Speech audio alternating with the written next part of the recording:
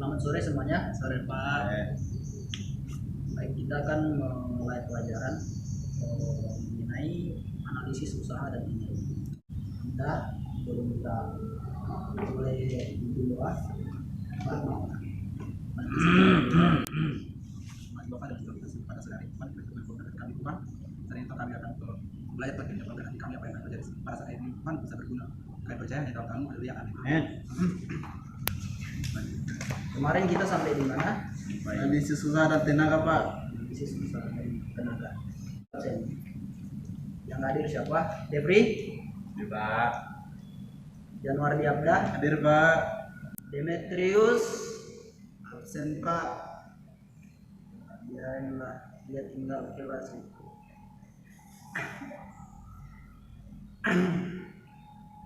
Saya akan membagikan PPT.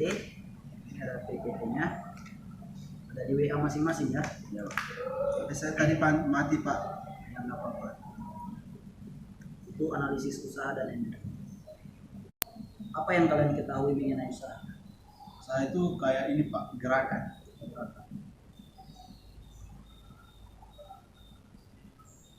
Itu di PPT udah ada, saya kirim di WA masing-masing. Itu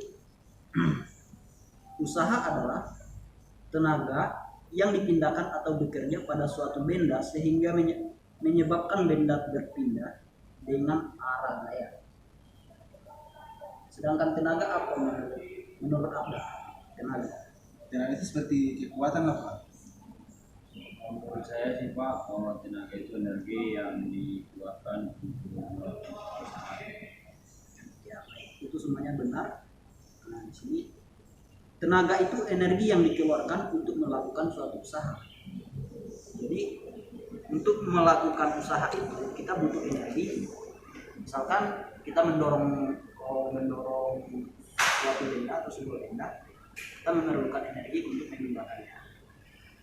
Contoh usaha itu ada di PPT itu yang saya jelaskan tadi. Kita harus memberikan daya untuk memindahkan suatu benda. Di PPT slide ketiga itu ada. Di sini ada macam-macam tenaga. Ada macam-macam tenaga. Pertama itu tenaga kinetik dan kedua tenaga potensial. Apa itu tenaga kinetik? Tenaga yang terkait dengan keadaan gerak dari benda-benda. Kalau tenaga potensial, Tenaga yang terkait dengan kedudukan benda-benda menyusun sistem. itu benar. Tenaga kinetik itu adalah tenaga yang berkaitan dengan keadaan gerak benda. Artinya, tenaga kinetik itu dia bergerak. Dia bergerak, misalkan suatu benda, dia bergerak dari posisi satu ke posisi berikutnya. Dari posisi awal ke posisi berikutnya.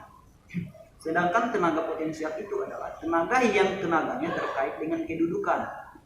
Jadi artinya suatu benda mempunyai tenaga, namun dia tidak bisa berpindah karena tenaga potensial itu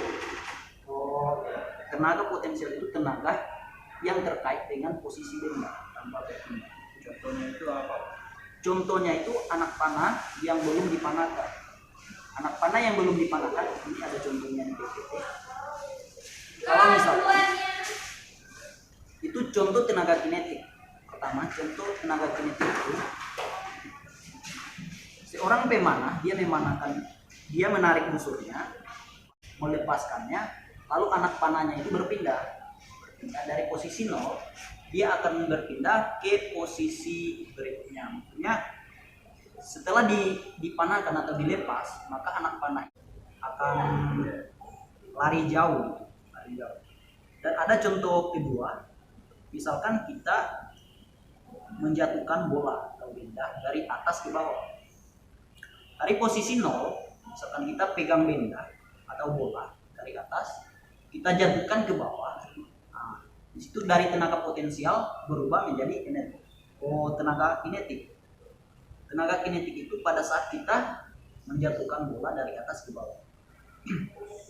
Atau mungkin seorang pengendara sepeda, ketika dia mendayung itu sepedanya, dia akan berpindah dari posisi nol ke posisi yang lain.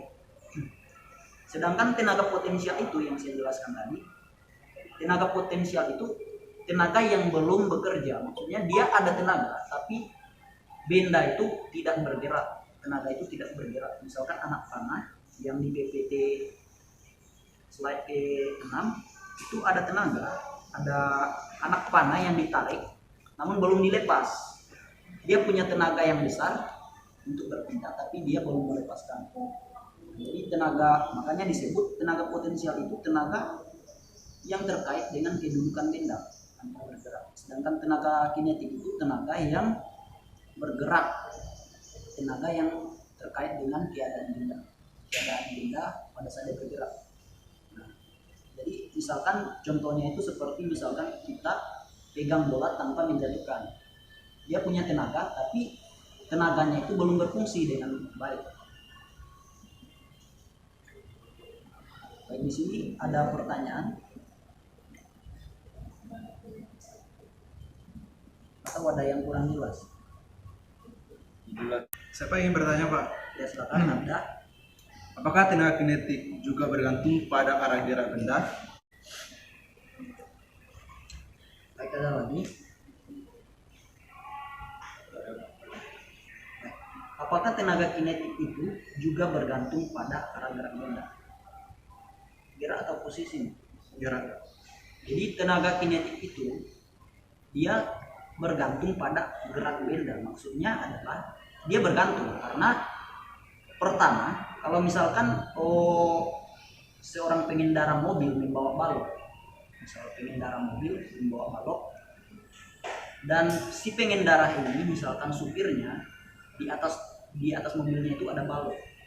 Jadi kalau misalkan kita melihat ada orang yang melihat dalam posisi diam, dia melihat balok itu, misalkan balok, dia melihat balok atau orangnya, dia melihat orangnya. Kalau misalkan orang yang berdiri dengan posisi nol, diam, misalkan ada yang di luar dia melihat balok itu tidak punya energi kinetik karena balok itu berpatokan pada mobil yang bergerak.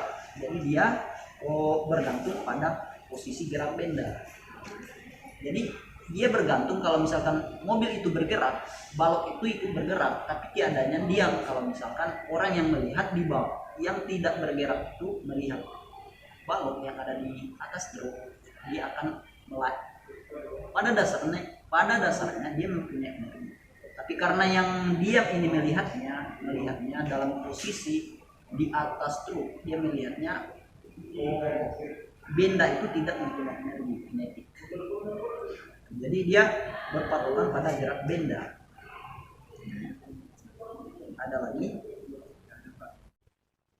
Baik, di sini sebelum kita akhiri pembelajaran hari ini ada tugas di rumah yang dikerjakan.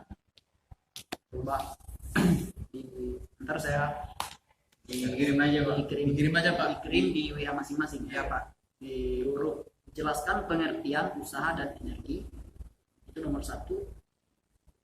Kedua, sebutkan dan berikan masing-masing contoh dari tenaga.